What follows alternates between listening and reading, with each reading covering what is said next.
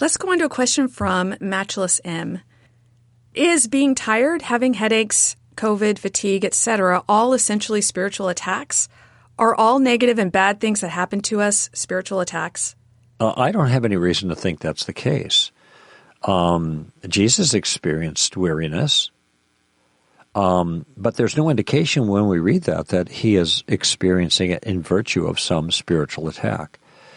I think that there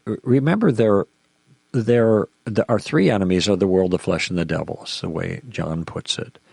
And it can be characterized in different ways, but part of our difficulty is living in a fallen world, in a fallen self. We groan with the expectation of some time and the longing of being whole again. All right. Now, that is a function of the flesh and our fallen natures. Can the devil take advantage of that? Absolutely. The fact that I come home bushed at night from full day of broadcasting like we have ahead of us, well, that's not satanic attack. Can the devil tempt me in virtue of my physical weakness to be unkind to my family? Of course. By the way, I don't need the devil to tempt me in order for me to do that. My flesh is capable of accomplishing that all on its own. And for those who are not clear on this, all you have to do is look at Galatians chapter 5. And in Galatians chapter 5, Paul lists a lot of things that are characteristic of the flesh. Sometimes we look at our own sinfulness and we try to externalize it.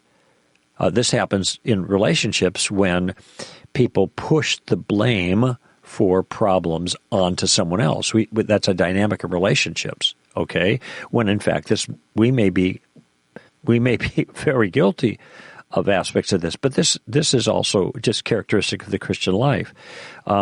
Here's Paul in Galatians 5. Now verse 19. Now the deeds of the flesh. Okay, he's identifying what the flesh produces, are evident, which are immorality, impurity, sensuality, idolatry, sorcery, enmity, strife, jealousy, outbursts of anger, disputes, dissensions, factions, envying, drunkenness, carousing, things like these. Well, it's a long list. And then the last thing he says is things like these. I haven't really gotten going yet. Just giving you a sense. These are all what Paul calls deeds of the flesh. They originate with us, and we are responsible for them. And we are to overcome them, which is the point of the passage, because just above that, I read 19 and following in verse 16, but I say, walk by the Spirit, and you will not carry out the desire of the flesh.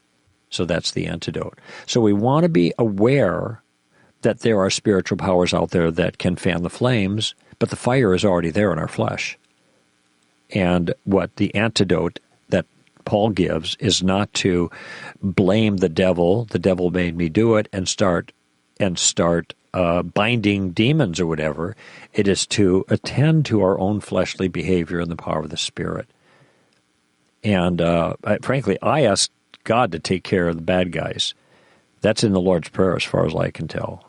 Lead us not into temptation, but deliver us from the evil, is the literal translation. Many translate it the evil one. And so that's my prayer for me and for my family. But the deeds of the flesh are what we are supposed to take care of and take responsibility for in the power of the Spirit.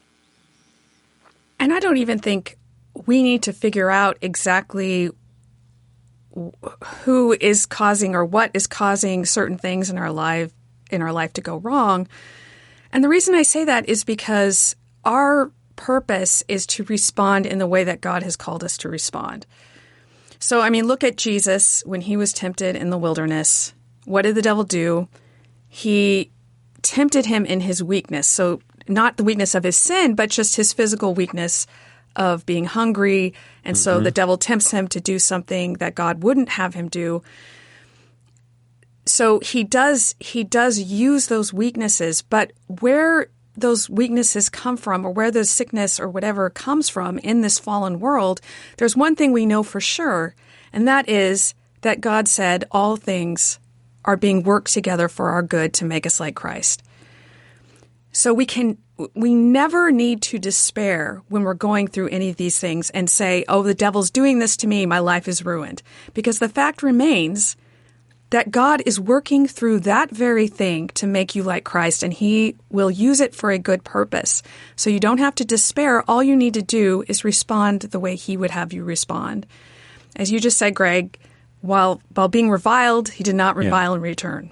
Right. So there's something right there. If someone is persecuting you, you respond as Jesus would respond. If you're sick, you respond in faith to God, and you don't run after other gods or other, seek the help of another god. I just heard the story of somebody who asked a friend of mine. It's really sad. He's suffering from cancer. He's going to die basically eventually, and he asked my friend if it was okay if he saw a shaman because he was getting desperate for healing. Uh-huh. So there's an example.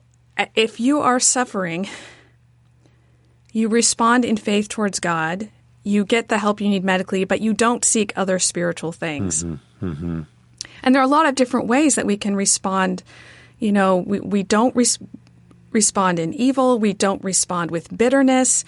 We don't respond in kind to people who revile us, and on and on. So I think it that's... also means, I'm sorry, we don't need to take it fatalistically like we do nothing and kind of in an abstract sense trust in Jesus. A lot of the way we have means of expressing that trust.